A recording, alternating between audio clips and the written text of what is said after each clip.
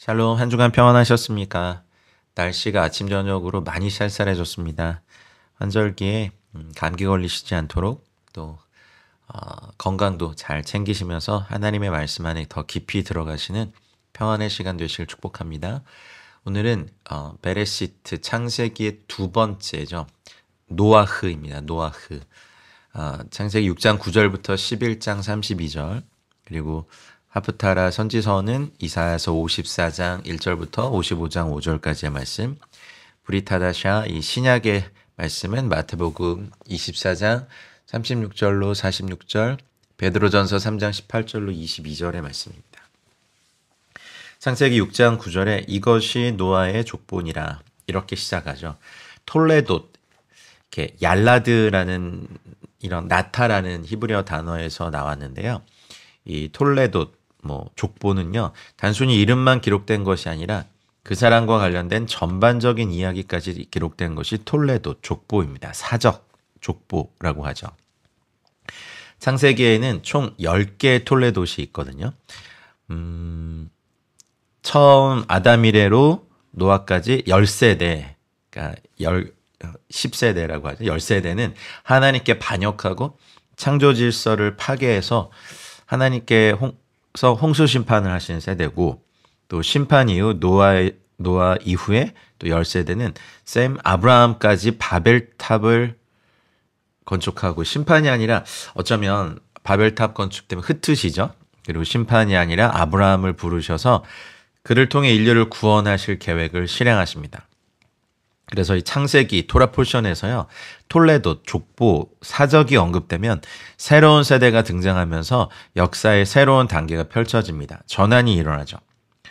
그 중에 한 4개 정도 살펴보면 창세기 2장 4절에 보면 하늘과 땅의 이 모든 내역이 이러하니라. 하늘과 땅의 톨레돗이 첫 번째 나오고, 그다음 창세기 5장 1절 이하에 보면 이제 아담의 톨레돗, 아담의 그 족보가 나오고, 이 창세기 6장 9절 이하에 이번에 노아의 톨레돗이 나옵니다. 그리고 창세기 10장에 보면 이제 셈, 함, 야벳으로 이어지는 이 노아 자손들의 톨레돗이 나오죠. 노아는 의인이요 당대의 완전한 자다라고 성경은 노아를 평가하고 있는데요. 의인이라는 말에는 짜디크, 원형이 ጼ다카인데요. 이 ጼ다카는 구제라는 뜻이 있습니다. 구제하다. 토라가 말하는 의는요, 구제하는 것과 밀접한 연관이 있어요. 구제는 나에게 주어진 소유나 재물, 재산, 곡식 이런 것들을 나를 위해 쓰지 않고 이웃에게 흘려보내는 것이 구제거든요. 저희가 지금 자본주의, 거의 금융자본주의 시대에 살고 있잖아요. 그래서 빈익빈 부익부는 전 세계 어느 정치인이나 위대한 학자들도 현자들도 해결하지 못하는 불의함이 있죠. 물론 정당하게 일해서 또 사업해서 번 좋은 소득이 있습니다. 좋은 소득일지라도 내가 쓸 수 있는 것을 가난한 자들에게 구제한다는 것, 객과 고아와 과부와 강도 만난 자들, 또 하나님 나라를 위해서 쓴다는 것은요, 불의한 것을 심판하는 의미예요. 그래서 ጼ다카는 불의함을 심판하는 의미에서 의인이에요. 그렇다면 노아를 의인이라고 말한 것은 그 당시 땅에 사람들의 죄악이 관영하고 팽배하고 하나님께서 사람 지으신 것을 한탄한 이 시대에 노아는 많은 구제를 통하여서 굶고 있는 사람들, 헐벗은 사람들, 어려움을 당한 사람들을 도왔다는 증거입니다. 누구를 성경에서 의인이라고 평가할 때는 토라가 말하는 의, 구제와 밀접한 연관이 있습니다. 물질, 구조, 또 돈의 흐름 이런 것에는 불의함이 깃들일 수밖에 없거든요. 근데 우리가 구제함을 통해서 이 불의를 심판하는 것이 토라가 말하는 의입니다. 하늘로부터 내려오는 어떤 생명의 의, 하나님의 의가 믿는 자들을 통해서 이 세상에 흘러가는 일종의 통로가 되는 거죠. 그래서 그것이 삶의 방식으로 나타나는 것이 구제고, 신약에서의 구제의 삶은 복음 전파의 삶으로 귀결됩니다. 신약의 성도들이 가진 것 중에 가장 귀하고 중요한 것, 구약의 성도들은 가지고 싶어도 가지지 못한 것이 있어요. 그게 뭡니까? 복음입니다. 이 복음은 소유하는 것이 아니라 전하는 겁니다. 그래서 노아는 의인입니다. 여러분도 의인이 되시길 축복합니다. 흠이 없고 완전하다. 타밈이라는 이 히브리어는요. 흠이 없다, 온전하다, 순결하다. 노아의 삶, 또 노아의 영적 상태를 의미하죠. 주님은 홍수를 통해 이 땅을 진멸하시지만 노아라는 당대의 완전한 자, 타밈, 순결한 자를 통하여서 또 다시 인류의 역사를 시작한 살리는 것에 의미를 두셨습니다. 노아가 이처럼 의롭고 순전하기 때문에 하나님의 눈에 들었고 심판 이후의 세계에 들어갔음을 말하죠. 홍수 이후 노아가 술에 취해 방황하는 모습을 볼 때 노아의 지극히 인간적인 모습도 볼 수 있습니다. 근데 여러분이 만약 노아의 입장이면 어떠시겠습니까? 그래도 관계를 가지고 대화하고 함께 시간을 보냈던 이웃들, 사람들, 자연들, 그 모든 것이 끔찍하게 다 심판당하고 이 모든 세상에 덩그러니 노아의 가족만 이렇게 남아있을 때 노아가 느꼈던 부담, 그리움, 슬픔, 이 모든 것이 노아를 괴롭혔을 겁니다. 노아의 인간적인 모습도 보여요. 어쨌든 그럼에도 불구하고 토라는 노아가 의롭고 흠이 없다는 것을 강조하고 있죠. 토라는 노아가 예수 그리스도를 예표하고 있다는 것을 말해주고 있는 거죠. 그는 하나님과 히트할레크, 동행하였다. 함께 거들었다. 이 단어가 이제 히트파엘형인데요. 히브리어의 동사의 활용형 중에 히트파엘형은요, 재귀 강조형입니다. 스스로 무엇을 하다. 그러니까 할라크, 걷다와 히트파엘형이니까 이제 히트할레크죠. 그래서 노아의 걸음의 동기와 목적이, 과정이 하나님의 걸음과 일치함을 보여주고 있는 단어예요.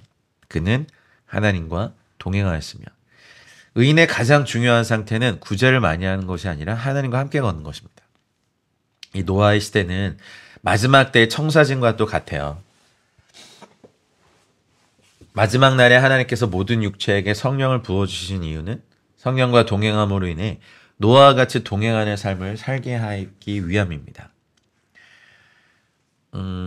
스스로 분발하여 주의 이름을 붙잡는 자도 없고 주의 이름을 부르는 자도 없는 이 시대에 주께서 우리에게 얼굴을 숨기시며 우리의 죄악으로 말미암아 우리가 소멸되게 하시는 것 같은 시편 64편 7절 말씀이죠. 네, 그런 말씀처럼 노아의 때에 된 것 같이 인자의 때에도 그러하리라는 주님 말씀이 기억납니다. 죄가 가득하고 주의 법, 계명이 세상의 법과 대적하는 시기로 가고 창조의 질서가 어그러지고 세상이 썩고 무법천지가 되고 악은 계속해서 증가하고 그 증가된 악을 사람들은 즐거워합니다. 저희 시대의 모습이죠. 지금이 곧 노아의 때고 인자의 재림이 가까운 시점입니다. 그때와 시는 우리가 알 수 없지만 예수님께서는 오히려 그것을 아는 것이 중요한 것이 아니라 성령으로 충만하고 의롭게 살고 완전하게 흠이 없게 살고 그리고 하나님과 동행하기를 원하십니다. 이 노아를 통하여서 이 시대를 이기는 법들을 배우시길 바랍니다. 오늘날 하나님의 공동체는 노아의 방주와 같은 역할을 해야 됩니다. 새 아들을 낳았으니 셈과 함과 야벳이고요. 그리고 11절 그때 온 땅이 하나님 앞에 부패하여 포악함이 땅에 가득한지라. 성경에 이렇게까지 기록된 내용을 그렇게 많이 찾을 수가 없어요. 근데 노아의 때는 지금의 때와 너무 닮아 있습니다. 온 땅이 하나님 앞에 부패하고 포악함이 땅에 가득한. 그래서 하나님께서 보신즉 땅이 부패하였으니 이 어둠 속에 사는 사람들은 땅이 부패한 줄 몰라요. 오히려 이 부패함을 즐기고 있고 어둠을 서로 칭송하고 있죠. 지금 시대의 특징과 딱 맞아떨어집니다. 이는 땅에서 모든 혈육 있는 자의 행위가 부패함이었더라라고 말씀하십니다. 그래서 하나님께서 혈육 있는 자의 포악함이 땅에 가득함으로 그 끝날이 내 앞에 이르렀으니 내가 그들을 땅과 함께 멸하리라 하십니다. 그리고 하나님께서 코페르 나무를 위하여 코페르 나무로 너를 위하여 방주를 만들어라. 노아의 이름이 이미 쉬다, 안식하다 이런 것이잖아요. 히브리어 동사 나함에서 왔는데 그의 아버지 노아의 아버지 이름 라멕이죠. 여호와께서 땅을 저주하심으로 수고롭게 일하는 우리를 이 아들이 안위하리라 위로하리라 라면서 지은 거죠. 노아는 이 세상을 구원하시고 끊임없는 위로와 쉼을 가져오시는 우리 구원자 예슈아 모시아임을 예표하고 있습니다.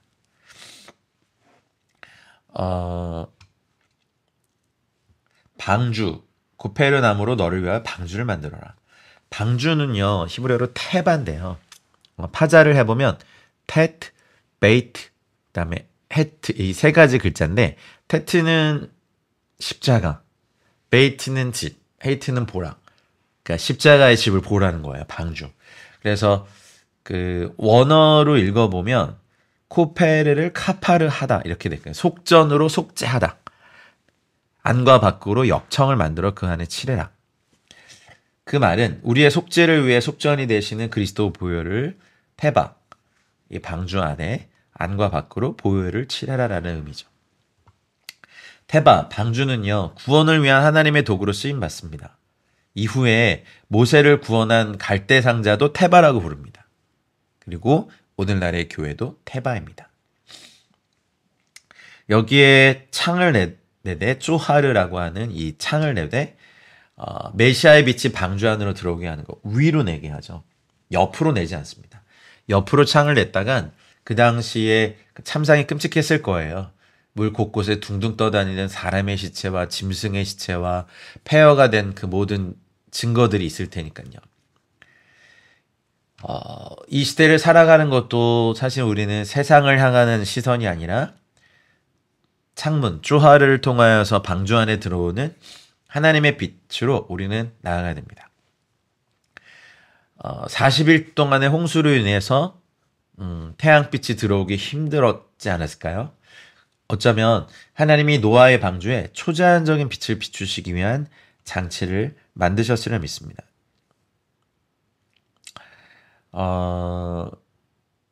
세 개 층으로 만들죠. 높이는 30규빗으로 세 층을 만드는데 굳이 이것을 구분하자면 방주의 3층은 세 개 층은 지성소, 성소, 뜰을 예표하기도 합니다. 어쨌든 테바 영어로는 ark라고 하는 궤라고 표현하는데 하나님은 궤 안에 있던 노아, 모세 두 사람 모두와 언약을 맺으시죠. 노아의 시대에 홍수 심판이 일어난 이유는 죄가 가득했기 때문입니다. 죄는 우리 개인을 향한, 가정을 향한, 이 땅을 향한 하나님의 샬롬의 계획을 빼앗아갑니다. 그러나 예수님의 보혈은 죄라는 심각한 영적 질병의 원인을 제거하는 능력이 됩니다. 그래서 우리는 때를 얻든지 못 얻든지 주님의 보혈을 찬양하고 주님의 보혈을 시인하고 주님의 보혈을 선포하고 주님의 보혈을 찬양하고 증거해야 합니다. 우리가 노아와 같은 온전한 의를 취하는 방법은요. 날마다 예수 그리스도의 보혈로 덮이고 씻기는 것밖에 없습니다. 홍수는 심판이기도 하지만 일종의 구원이거든요. 그래서 생명을 보존하게 할 하나님의 방법을 말씀드립니다. 그래서 거기에 6장 18절에 보면 내가 그러나 너와는 내가 내 언약을 세우리니.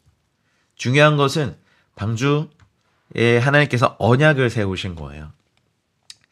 방주보다 더 큰 인간의 구조물 성취를 이 땅에서 많이 찾아볼 수 있겠지만 하나님의 언약이 세워져 있느냐 안 세워져 있느냐는 우리에게는 엄청난 차이를 줍니다. 여러분의 삶, 여러분의 가정, 여러분이 거주하시는 여러분의 일터, 사업터 모든 곳에 하나님의 언약이 함께 하시기를 축복합니다. 그 언약을 세우는 방주 안에 들어가 그래서 이 땅의 교회가 상가 교회든 건물 지하에 있는 교회든 실제로 지하 교회든 가정 교회든 예수님의 보혈로 말미암은 언약이 세워져 있으면 그곳에 하나님의 구원이 있습니다. 그곳에 너는 내 아들들과 내 아내와 내 며느리들과 함께 그 방주로 들어가고 혈육 있는 모든 생물을 너는 각기 암수 한 쌍씩 방주로 이끌어들여 너와 함께 생명을 보존하게 하되. 그리고 하나님께서 새를 그 종류대로, 가축을 종류대로, 땅에 기는 모든 것을 종류대로 둘씩 이 방주로 나오게 해서 생명을 보존하게 하십니다. 우리도 또 하나님께서도 세상의 모든 사람들이 구원을 받기 원하시지만 마지막 때도 노아의 때에 임함과 같이 이 심판이 임하게 될 것입니다. 그러나 우리는 때를 어떤지 못 어쩐지 노아가 거의 아주 오랜 시간 동안 비로 인한 물 심판을 외쳤지만 사실은 그때까지 이 땅에는 비가 내리지 않았기 때문에 사람들은 비가 무엇인지 잘 몰랐고 그렇게 심판이 일어날 것에 대한 개념도 없었을 것입니다. 이 세상에서 안전하게 영원히 사는 거 아니고 우리는 저 천국에 이르러서 주님과 함께 살기를 갈망하며 나아갈 줄 믿습니다. 그래서 먹을 양식을 가져다가 저축하고 6장 22절에 아주 중요하죠. 노아가 그와 같이 하여 하나님이 자기에게 명하신 대로 다 준행하였더라. 저와 여러분들의 삶도 하나님께서 명령하신 대로 다 준행하는 은혜가 있길 바랍니다. 7장에 들어가면 이제 드디어 홍수가 시작이 됩니다. 홍수가 있기 7일 전에 하나님께서 노아에게 전 식구들과 함께 방주 안으로 들어가라고 하셨습니다. 그래서 모든 정결한 짐승은 암수 7씩, 부정한 것은 암수 2씩, 공중의 새 또한 암수 7씩, 노아는 이제 그런 것들을 보내주시고 하나님께서 명하신 것을 다 준행하였더라. 7장 5절에도 또 말씀하시죠. 노아가 여호와께서 자기에게 명하신 대로 다 준행하였더라. 들어가라. 방주로 들어가라. 보라는 히브리어 동사가 7장 전체에 7번 등장합니다. 창세기 1장이 누가 머리인가, 베레시트, 태초에라고 한 것처럼 7장은 어디로 들어갈 것인가입니다. 방주로 들어가라. 왜냐하면 이렇게 되죠. 너를 이 세상에서 내 앞에서 의로운 사람으로 내가 보았기 때문이다. 이런 거죠. 방주로 들어간다는 것은 하나님께서 세우신 언약 안에 들어간다는 의미입니다. 방주는 언약의 표징이고 이 시대에 방주 역할을 하는 교회, 하나님의 공동체도 역시 언약의 표징입니다. 교회에 대한 많은 공격이 있습니다. 그렇지만 그럴지라도 역시 시대의 희망과 소망은 예수 그리스도를 머리로 하는 몸된 교회에 있다고 저는 믿습니다. 구원이라는 건 결국 언약 안에 있느냐, 언약 밖에 있느냐의 차이거든요. 에베소서 2장 12절 13절 혹시 기억하십니까? 외우고 계십니까? 그때 너희는 그리스도 밖에 있었고 이스라엘 나라 밖의 사람이라. 약속의 언약들에 대하여는 외인이요 세상에서 소망이 없고 하나님도 없는 자이더니 이제는 전에 멀리 있던 너희가 그리스도 예수 안에서 그리스도의 피로 가까워졌느니라 하셨습니다. 그래서 하나님께서 각기 짐승과 새와 땅에 기는 모든 것들을 암수를 짝을 지어서 방주로 들어가게 하십니다. 7장 10절에 보면 7일 후에 홍수가 땅에 덮이고 노아가 600세 되던 해 둘째 달 곧 그 달 11의 날이라. 그날에 큰 기품의 샘들이 터지며 하늘의 창문들이 열려 40주야를 비가 땅에 쏟아졌더라 하셨습니다. 생물학자 메이어라는 사람이 있더라고요. 이분이 연구 논문을 발표한 거 보니까 오늘날 현대에 100만여 종의 동물들이 있지만 대부분은 방주 밖에서도 살 수 있는 해양 생물들이고 육지 짐승들은 17,600종이 된다고 합니다. 그래서 정결한 짐승과 부정한 짐승을 레위기의 기준으로 대략 계산해 보면 대략 한 5만 마리가 되고 모든 짐승의 평균 크기를 잡을지라도 그 철도의 화물차에 한 대에 양 240여 마리 실을 수 있고 대략 화물차 200여 대 분이면 모든 짐승을 실을 수 있다고 합니다. 그러니 노아의 방주는 대략 화물차 526대 분량에 해당된다고 하죠. 어마어마한 크기입니다. 그래서 노아의 방주 절반에 짐승을 싣고 나머지 절반에는 노아의 가족, 짐승의 식량, 방주 내에서 번식할 짐승들의 공간까지 확보가 가능했습니다. 그리고 40주야를 비가 땅에 쏟아집니다. 아르바임, 욤, 베 아르바임 라일라. 40날 그리고 40밤 이렇게 되죠. 직역하면. 근데 우리는 뭐 40주야라고 하죠. 이때부터 40일의 의미가 성경에 반복되어 시작됩니다. 40일은요. 주님의 눈물의 시간입니다. 자기의 형상을 따라 만들어진 사람과 생물들을 심판하실 수밖에 없는 주님의 눈물이 쏟아지는 시간이에요. 그래서 이후에 하나님의 사람들, 하나님의 공동체는 이 40일의 시간과 굉장히 밀접한 관계를 갖게 됩니다. 모세는 40일 동안 산에서 주님의 얼굴만을 바라봅니다. 그리고 저희가 얼마 전에도 했죠. 40일 회개, 테슈바, 슈브 회개 기간은 주님께로 돌아오고 대속죄를 맞이하는 기간이고, 이스라엘 백성이 광야에서 머물렀던 40년은 철저히 주님의 말씀 가운데 지냈던 시간이고, 40일 동안 내린 비, 죄악이 만연한 온 땅을 물로 잠기게 하는 심판과 동시에 다시금 말씀으로 축복하는 놀라운 시간인 것이죠. 이 40일간의 침례, 40일간의 세례를 통하여 온 땅이 하나님의 진리로 잠기고 죄가 씻겨서 정화되고 새로운 시작을 하게 하시는 겁니다.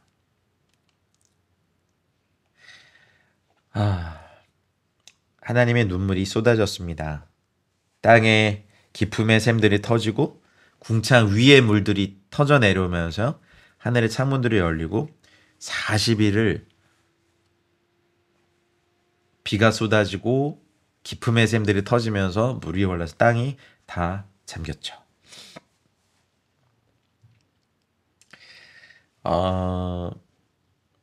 생명의 기운이 있는 것들 중에는 육체에 있는 것들은 다 멸절하게 됩니다. 육지에 있어 그 코에 생명의 기운에 숨이 있는 것은 다 죽었더라.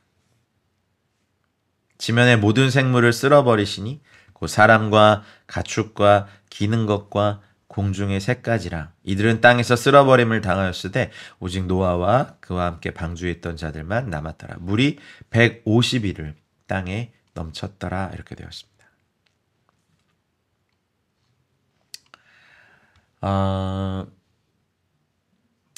방주를 방주되게 하는 것, 아까 말씀드렸고 물론 그 역청을 안과 밖으로 발랐죠.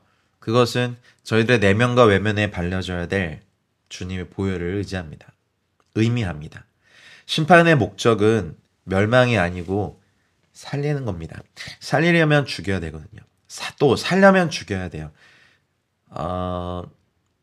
고치려 들지 말고 차라리 죽여달라고 기도해라 라는 어떤 분의 책 제목을 본 적이 있어요. 가정사역을 하시는 한 사모님의. 살려면 죽어야 됩니다. 죽으면 삽니다. 이 역설적인 진리가 바로 그리스도의 십자가의 죽으심과 구원의 은혜를 의미하죠. 우리를 살리기 위해 주님이 죽으시는 것처럼 언약 밖에 있었던 우리의 옛사람이 죽어야 성령 안에서 새 사람으로 태어나거든요. 보혈은 죽음이 아니라 살리는 역사를 일으킵니다. 그래서 홍수는 사실은 전승에 따르면 해시반 8째 달 17일에 시작됐다고 합니다.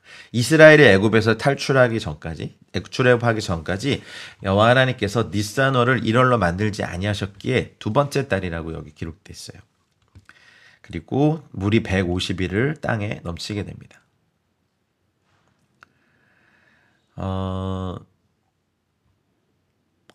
홍수, 물의 진리와 연결되어 있는, 그리고 히브리어 마임이라고 하는 물이라고 하는 그 히브리어 맴의 숫자값은 40입니다. 진리의 물은 항상 40과 연결되어 있습니다. 자, 창세기 8장으로 가보기 전에 그냥 저는 이걸 묵상할 때 노아의 홍수의 그냥 그 안에 있었던 시간, 그런 이제 40일을 주야로 비가 내렸고 150일을 표류하고 나중에 다 계산해 보면 최종적으로 371일째가 돼서야 방주를 열고 밖으로 나오거든요. 노아에게는 방주를 만드는 것도 훈련이 되었지만 방주 안에서 있었던 1년도 훈련일 것입니다. 일단 무섭고요. 두렵고요. 지루하기도 하고요. 그리고 동물들을 돌봐야 되고요. 뭐 어떤 생물학자들은 그 시간에 동면을 할 수 있는, 겨울잠을 잘 수 있는 그런 동물들은 그렇게 겨울잠의 형태로 있었을 것이다 하지만 우리가 사실 자세한 건 모르잖아요. 적막한 방주 생활 1년을 통해서 새로운 세상을 기다리는 믿음을 우리에게 말해주고 있는 건 아닐까라는 생각을 전 해봤습니다. 교회 안의 생활들, 어쩌면 선교지에서의 생활들, 방주 안에서의 생활과 비슷해요. 그리고 동물들이 먹고 그 배설물들을 어떻게 치웠는지, 그러면 그 안에는 짐승 냄새, 가축 냄새, 가축 똥 냄새, 나름 노하우가 있었겠죠. 하지만 어쨌든 그 안에 또 8식구만이 있고 그런 동물들 도와야 되는 수고도 있고, 오로지 빛이 위에서만 들어올 때 그 빛을 쬐면서 얼마나 위안과 소망을 가졌겠지만 방주 안에서의 생활, 그리고 옆으로 창이 나지 않았기 때문에 밖을 볼 수도 없는 그 생활, 어쩌면 노아의 가족들에게는요 일생일대 잊혀지지 않는 중대하고 충격적인 사건이었을지도 모르겠습니다. 방주를 만들고 있었을 때야 홍수가 일어나지 않아서 충격이 덜했겠지만 실제로 홍수가 일어나고 방주에 있는 존재 말고는 더 이상 살아서 숨쉬는 존재가 없다는 것을 알았을 때 충격은 너무 달랐겠죠? 누가 이러한 일들을 잊어버릴 수 있겠습니까? 멸절의 시대를 경험한 노아, 그의 가족들은 잊을 수 없고 어쩌면 평생 지울 수 없는 충격과 교훈을 얻게 되었을 겁니다. 그리고 노아의 가족은 심판과 은혜를 동시에 경험했죠. 노아랑 노아의 가족은 두려웠을 겁니다. 한편으로 노아는 살아있다는 것을 감사했을 것이고, 다른 한편으로는 이런 일을 언제나 행할 수 있는 그 하나님을 두려워했을 것입니다. 노아가 만난 하나님은요, 심판하는 하나님이었습니다.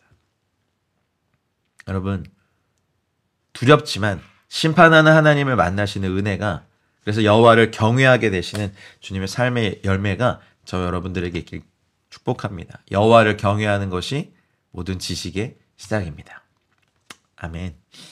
창세기 8장에 이제 드디어 홍수가 그치는 것이 나타납니다. 하나님이 노아와 그와 함께 있는 방주에 있는 모든 들짐승과 가축을 기억하사 하나님의 바람을 땅 위에 불게 하심에 물이 줄어들었고, 시간이 지났지만 모든 생물의 죽음이 떠다니는 물 위, 그리고 죽음이 가라앉은 물 아래, 그 위를 하나님의 신이, 하나님의 영이 수면에 운행하셨다는 창세기 1장 2절과 닮아있죠. 루아흐 엘로힘이라고 하는 하나님이 바람을 땅 위에 불게 하심에 하나님의 영이라고 말한 창세기 1장 2절과 저희는 영에 너무 닮아있다는 걸 저희가 봐요. 기품의 바람을 불게 하심에 물이 줄어들었고, 기품의 샘과 하늘의 창문이 닫히고 하늘에서 비가 그치고, 그리고 그러니까 40일을 비가 오고 150일 후에 줄어들었고, 일곱째 달 그달 11의 날에 방주가 아라르산에 머무게 됩니다. 그리고 물이 점점 줄어들어서 열째 달 곧 그달 초 하룻날에 산들의 봉우리가 보이게 됩니다. 40일을 지나서 노아가 그 방주에 낸 창문을 열고 까마귀를 내놓고, 까마귀가 막 돌아다니다가 앉을 데가 없으니 다시 돌아왔죠. 그리고 7일을 기다려. 이 7일은 노아가 계속해서 이 안에서 사실은 안식일을 세고 있었음을 의미합니다.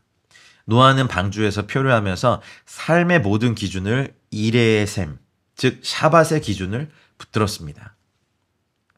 죽음에 떠다니면서도 샤밧을 지켰던 노아, 저희도 하나님의 계명을 지키는 은혜가 있길 기도합니다. 계명을 잘 지킨다고 자부하는 유대인들은 예수님을 거절하고요, 예수님을 잘 믿는다고 하는 저희 기독교인들은 계명을 거절합니다. 참 아이러니합니다. 저 여러분들은 아니시길 바랍니다.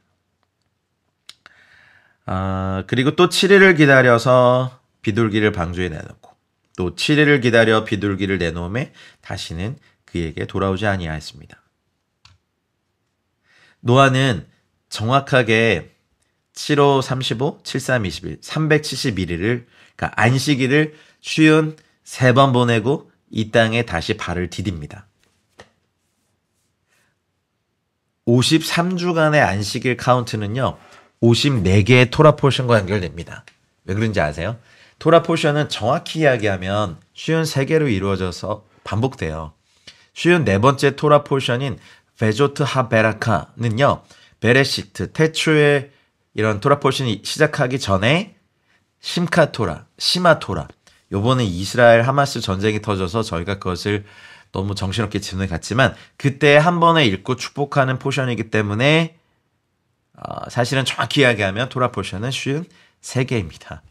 그러면 53주간의 방주 속의 생활이 토라, 하나님의 말씀을 공부하고 살아가는 것으로 채워진다는 것을요, 사실 강하게 어필하고 있어요. 물론 모세 때 후손에 토라가 쓰여지고 에스라 시대 때 토라 포션의 시스템이 주어졌죠. 근데 이 놀랍게 이것이 하나님의 시간대 안에서 일치되고 노아의 방주 안에서의 이 하나님의 말씀의 이 사이클에 따라서 사는 것들을 예표하신 거예요. 노아가 왜 의인입니까? 토라 하나님의 말씀의 사람이었기 때문입니다. 그의 삶을 통해 나타내시고자 했던 비밀이 여기에 있습니다. 노아의 방주 바깥에는요, 시체, 물론 이제 시간이 지나면서 다 물고기 밥도 되고 그 물 아래로 가라앉아 버리고 퉁퉁 불었던 시체들, 사람의 시체들, 동물의 시체들, 새의 시체들 이런 것들이 다 떠다니다가 가라앉기도 하고 부패하기도 하고 먹이가 되었죠. 우리 인생 살아가면서 어디에 살든 우리가 이 땅의 범죄의 바다에서 살아가야 하는 저희들도 하나님의 말씀 안에 그 방주 안에 그 370하루의 이 시간을 쉬운 3개의 토라 포션, 그러니 7일을 계수하며 7일을 기다려 하는 이 하나님의 사이클에 우리의 인생을 맞추셔야 됩니다. 그리고 초하룻 날 땅 위에서 물이 거치고 뚜껑을 제치고 본즉 지면에서 물이 거쳐서 둘째 날 21의 날에 땅에 말라서 나옵니다. 내 아내와 아들들과 며느리들과 함께 방주에서 나와라. 그리고 너와 함께 모든 혈육이 있는 생물들, 가축, 새, 땅에 기는 모든 것을 다 이끌어내라. 이것들이 땅에서 생육하고 땅에서 번성하리라 하심에 드디어 나옵니다. 제일 먼저 한 일은 제단을 쌓죠. 8장 20절에 노아가 여호와께 제단을 쌓고 모든 정결한 짐승과 모든 정결한 새 중에서 제물을 취하여 번제로 제단에 드립니다. 미츠베하크, 제단을 쌓는 일. 언약의 백성들은요, 하나님을 경험하는 장소에서 제단을 쌓습니다. 여러분, 가정제단 꼭 쌓으십시오. 골방의 제단, 목숨을 거십시오. 그리고 공동체가 모여서 같이 기도하는 제단, 거룩하게 하십시오. 하나님을 경험한 장소에서 예배의 제단을 쌓고 거기서 여기 보면은 번제가 처음 나와요. 올로트라고 하는 번제, 올라. 성경에서 처음으로 번제가 나와요. 그리고 이 번제가 가진 영적인 의미는 어떻게 보면 속죄가 아닌 성별함입니다. 그래서 여호와께서 향기를 맡으시죠. 여러분, 어떠한 예배도 우리가 느껴지지 않을지라도 하나님은 예배의 향기를 맡으시고 흡족해 하십니다. 여러분, 예배에 목숨을 거시고 내가 악기를 못했어. 여러분, 예배는 음악이 아니거든요. 물론 음악은 훌륭하게 예배를 돕는 도구이지만 여러분의 자리에서, 가정에서 가족들과 함께 제단을 쌓으시고 공동체 사람들과 함께 공동체의 제단을 쌓고, 저는 바라기로는 우리 대한민국의 제단이 끊임없이, 한국은 한반도 전체가 기도의 집이잖아요. 동의하시죠? 그리고 음악 잘하는 사람들 참 많아요. 세상 노래, 세상 음악 하는 거 좀 잠시 반만, 아니 사실은 3분의 2 주님께 예배하는 시간으로 드리고 한라에서 백두까지 어디를 보든 한반도에선 단 1분 1초라도 예배가 끊어지지 않기를 소망합니다. 아멘. 그리고 하나님께서 맹세를 하시죠. 다시는 사람으로 말미암아 땅을 저주하지 아니하리니 이는 그 사람의 마음이 계획하는 바가 어려서부터 악함이라. 내가 전에 행한 것 같이 모든 생물을 다시 멸하지 아니하리니 땅이 있을 동안에는 심음과 거둠과 추위와 더위와 여름과 겨울과 낮과 밤이 쉬지 아니하리라. 사람으로 인하여 땅을 저주하지 않겠다고 주님이 직접 이제 그 마음속에 말씀하십니다. 사람의 마음이 계획하는 바가 어려서부터 악한 것을 아세요. 그래서 아직 우리가 죄인 되었을 때 하나님께서 우리에게 위해 죽으심으로 우리를 향한 하나님의 사랑을 확증하셨습니다. 이 얼마나 큰 놀라운 은혜인지 모르겠습니다. 9장으로 가볼까요? 그래서 하나님이 노아와 언약을 세우십니다. 하나님이 노아와 그 아들들에게 복을 주시며 그들에게 이르십니다. 생육하고 번성하고 땅에 충만하라. 할렐루야. 아담에게 주어진 축복과 닮은 것 같지만 땅을 정복하라는 것은 제외됩니다. 왜냐하면 죄로 인해서 사람의 권세, 땅에 대한 권세가 박탈당합니다. 두 번째 아담이신 예수님께서 모든 것을 회복하실 것입니다. 아멘.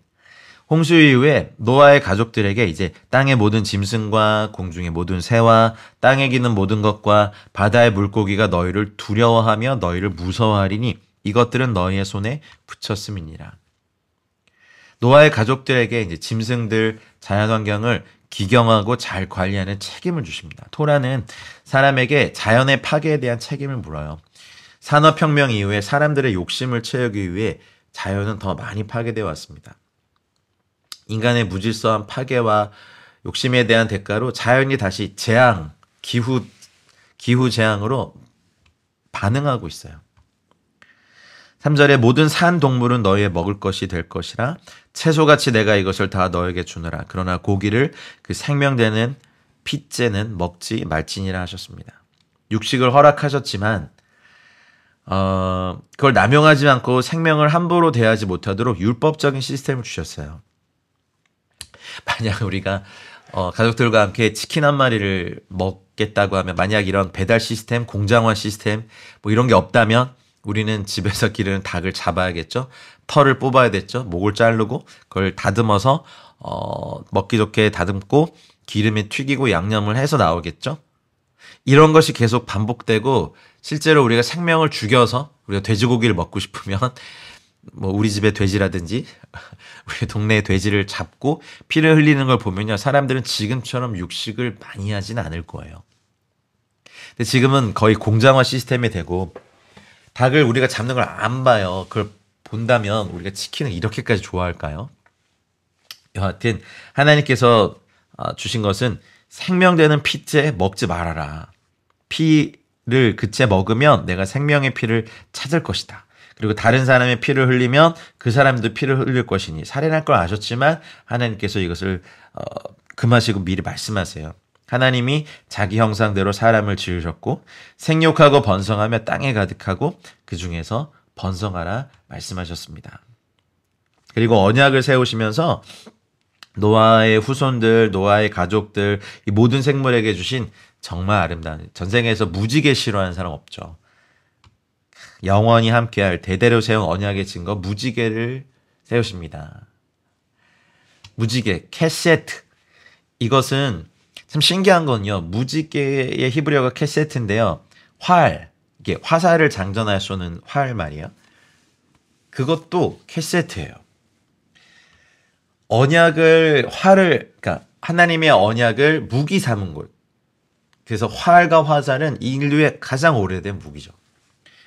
토라는 지침이란 가르침이란 뜻도 있지만 표적의 정점을 타겟을 정확히 맞추다 이런 뜻도 있어요. 토라에.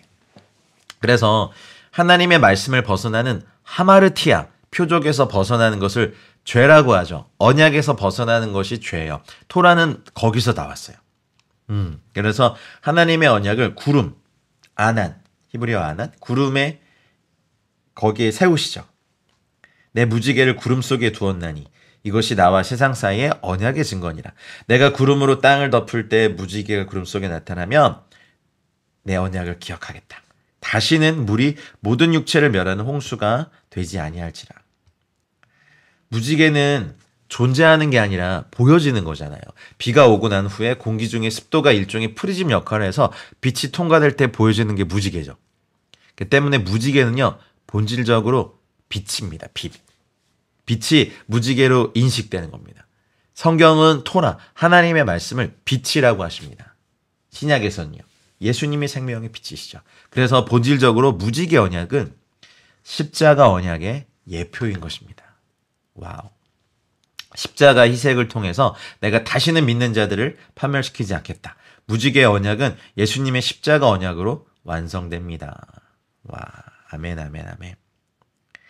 그리고 창세기 9장 18절에 셈과 함과 야벳의 어떤 일을 하죠. 이 사람들로 사람들이 온 땅에 퍼지니라. 아라랏산이요. 과거에는 아르메니아의 영토였습니다. 이제 현대 터키가 세워지면서 전쟁을 통해서 터키가 아라랏산을 자신의 영토에 편입시켰죠. 아르메니아 사람들은요, 자기네 땅이었는데, 그래서 아르메니아 그 아라랏산 산줄기를 따라서 포도 농사를요 아주 오랫동안 지었고, 거기서 나온 포도가 정말 뭐랄까요, 양질의 포도입니다. 그래서 노아가 거기서 포도 농사를 짓죠. 그리고 그것을 즙을 내서 너무 많이 먹어버려가지고 취해버리죠. 포도주를 마시고 취하여 장막 안에서 벌거벗었을 때. 근데 여기 보면 가나안의 아버지 함이 이렇게 됐어요. 함의 자손이 되게 많은데 특별히 가나안이라고 콕 찍어서 말하고 있어요. 그 하체를 보고 밖으로 나가서 그의 두 형제에게 알림해. 셈과 야벳이 옷을 가져다가 자기들의 어깨에 메고 뒷걸음질 쳐서 들어가서 그들의 아버지의 하체를 덮었으며 그들이 얼굴을 돌이키고 그들의 아버지의 하체를 보지 아니하였더라. 노아가 술이 깨어서 그의 작은 아들이 자기의 행한 일을 알고 이에 이르되, 함을 저주한 게 아니라 가나안을 저주해요. 가나안은요, 이때부터 성경의 끝까지 하나님을 대적하는 세력의 표장이 되고, 가나안은요 정보를 취급하는, 그래서 장사, 상인이에요. 그리고 가나안의 문화권 안에는 여러 가지 우상과 불사조의 어떤 개념과 하나님을 대적한 많은 문화들이 일어납니다. 그리고 가나안의 7 족속을 진멸하게 되죠. 중세 교회가 이것을 잘못 해석해가지고 노예를 삼는 것, 흑인들을 노예 삼는 것을 정당화해버렸어요. 저주받은 족속이라고. 근데 이거 잘 보시면 가나안은 저주를 받아 그의 형제의 종들의 종이 되길 원하노라. 여기 보면 셈의 하나님 여호와를 찬송하리로다. 가나안은 셈의 종이 되고 하나님이 야벳을 창대하게 하사 셈의 장막에 거하게 하시고 가나안은 그의 종이 되게 하시기를 원하노라 하였더라. 야벳 족속으로 대표되는 백인, 또 서구 문명을 한 물질 문명은 대부분 야벳에게서 나왔고, 정신 문명, 철학, 종교, 사상은요 셈의 후손들에게서 나왔어요. 함은요 흑인들로 대표되는 그런 문종이, 그래서 종이 되었던 시간들이 있는데, 이것은 또 영적으로도 해석해야 되는 것은 셈의 후손으로 오실 그 가문에서 태어날 예수 그리스도를 예표합니다.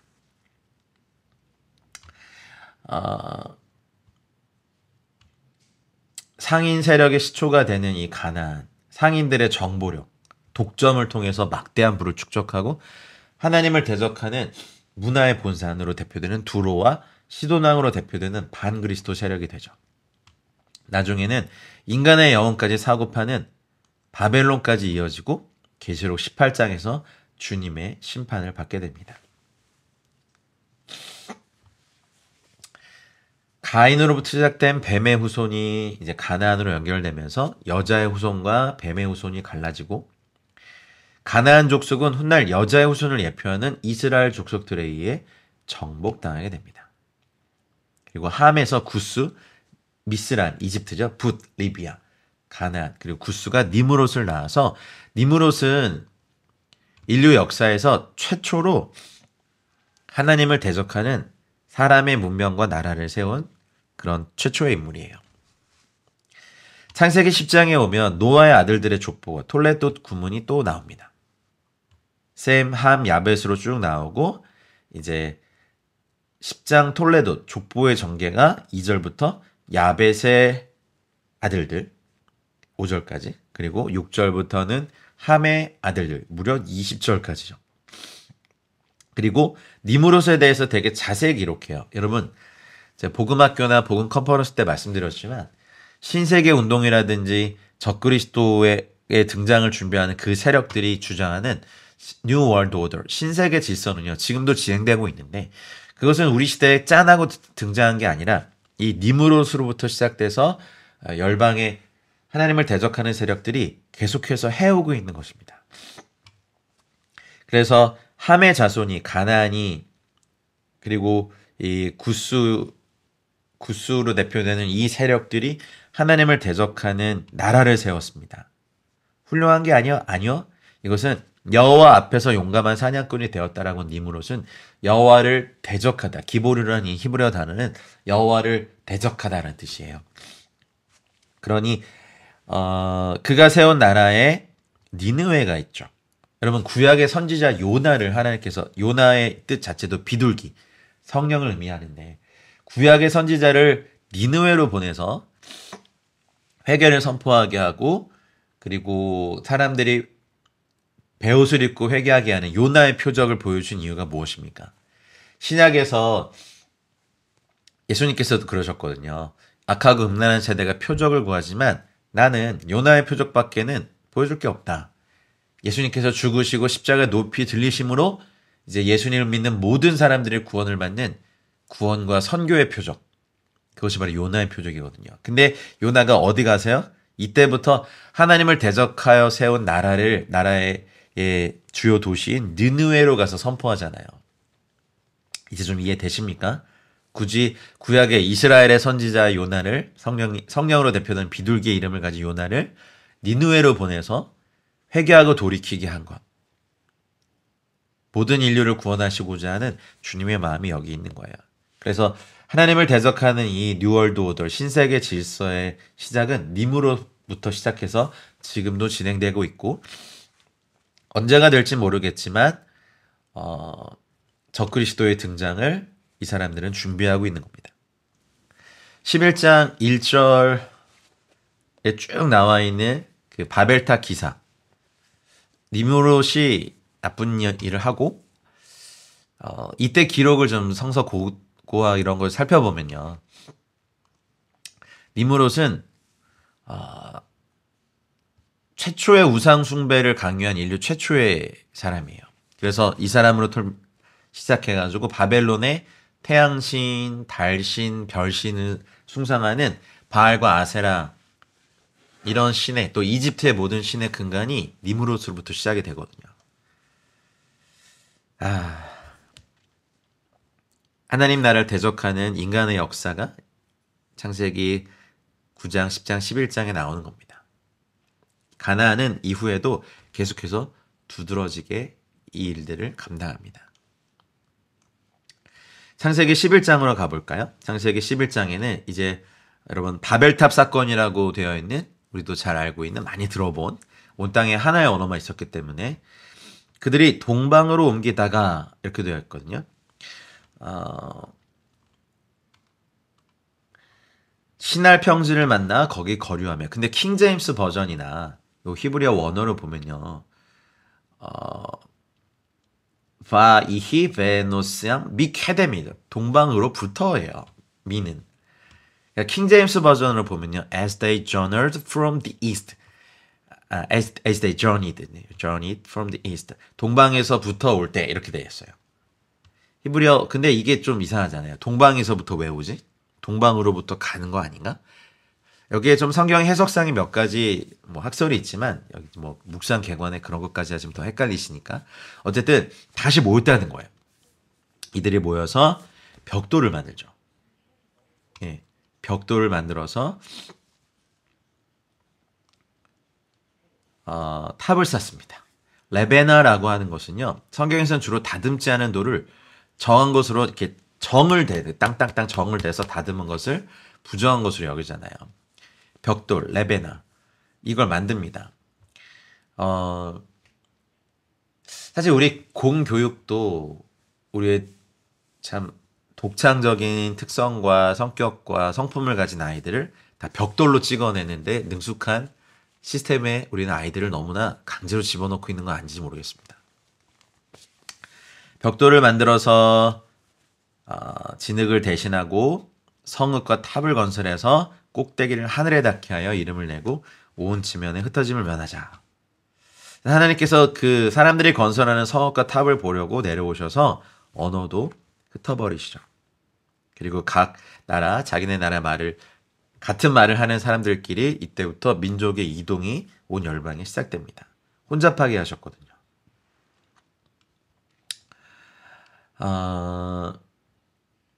혼잡하다. 혼잡하게 하다. 이거 동상은 발랄인데요. 히브리어를 살펴보면 베이트의 라멕, 지팡이가 두 개예요. 그래서 집의 머리가 되는 게 두 개로 만들어버린 거죠. 그래서 혼합하게 만들죠. 근데 하나님은 절대적으로 한 분이십니다. 아멘. 그래서 사람들이 이때로부터 온 지면에 흩어지게 됩니다. 비교 언어학이라는 그 학문이 있습니다. 각 나라의 언어의 특성들을 비교하면서 또 공통점도 찾아내고 그 기원도 밝혀내는 학문이죠. 근데 각 나라 언어마다 중동, 동방에서 이동해 오고 비슷한 언어나 음가들이 많은 것이 있어요. 그런 거 연구해 보더라도 참 재밌는 게 많아요. 중동에서부터 우리 민족이 왔구나. 어쨌든 온 지면에 흩으시고 이제 다시 한번 셈의 족보를 얘기합니다. 아담의 족보에서도 얘기한 것처럼 하나님의 택하심이 있고 유업과 분깃이 있는 가문은요. 몇 살 때 낳았다 이것이 있죠. 셈의 족보가 톨레봇이 11장 10절부터 26절까지 나오고 이제 아브라함과 나홀과 하란을 얘기합니다. 그래서 11장 27절은 데라의 족보만을 다시 얘기하면서 데라는 아브라함과 나홀과 하란을 낳고 하란은 롯을 낳았으며 하란은 그의 아비 데라보다 먼저 고향 갈대아인의 우르에서 죽었더라. 그리고 사례에 대해서 얘기하고 이제 인류 전체에 대한 관심이 사라져 가시고 한 가게와 한 사람에게 관심이 집중되고 있습니다. 어쩌면 이제까지의 모든 건 이것을 위해 준비한 것으로 보입니다. 5장은 아담에서 노아까지 10대의 계보를 보여줬고 11장은 노아의 아들 셈에서 아브라함까지 10대, 10대의 계보를 보여줬죠. 그래서 인류 전체에 대한 관심이 서서히 사라져가면서 한 패밀리와 한 person, 한 사람에게 관심이 집중되고 있죠.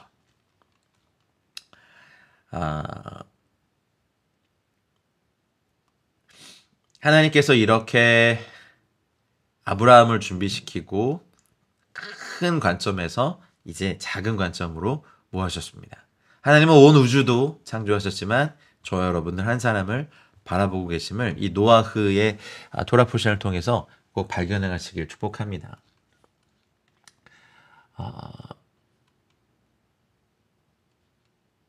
하프타라의 이제 선지자 이사야의 약속들이 나오죠. 노아의 홍수와 같다. 이 땅에서 하나님께서 예정하신 일들이 일어날 것이고 어쩌면 지금이랑 왜 이렇게 닮아 있는지 모르겠어요. 하나님의 영원한 자비가 또 부어질 것이고 미래의 예루살렘에 대하여서 하나님의 위로와 자비가 있을 것을 잘 묵상해 보시기 바랍니다. 그래서 여호와를 만날만 할 때 찾고 가까이 계실 때 그를 부르는 하나님의 은혜가 이 하프타를 또 묵상하시면서도 저희들에게 은혜가 되시길 바랍니다. 그리고 여호와께 연합한 사람에 대한 말씀을 하시고 홍수의 세대가 죄를 지었지만 남은 자는 구원을 받은 것처럼 하나님께서는 또 이스라엘의 완전한 구원을 가져오시고 또 저희들도 그 대열에 동참시킬 것을 또 선지서가 이야기하고 있습니다. 브리타다샤 신약에서는 마태복음 24장 주님의 소위 말하는 엔드타임 강론이죠. 그때는 아무도 모르고 천사들도 모르고 아들도 모르고 아버지만 아시는데 노아의 때와 같이 인자 임함도 그러할 거다. 홍수 전에 노아가 방주에 들어가던 날까지 사람들이 먹고 마시고 장가들고 시집가고 있으면서 홍수가 나서 그들을 다 멸하기까지 깨닫지 못하고 인자 임함도 이와 같다라고 말씀하시죠. 이 포스트 모던 시대를 살고 있는 저희는 확실히 노아의 날들을 살고 있습니다. 우상 숭배를 하는 행위들이 너무 많거든요. 그리고 악과 폭력과 어둠이 갈수록 증가되고 있습니다. 우리가 방심하고 있을 때 참으로 밤에 도둑같이 올 것입니다. 우리는 깨어서 주님의 다시 오심을 기다려야 될 줄 믿습니다.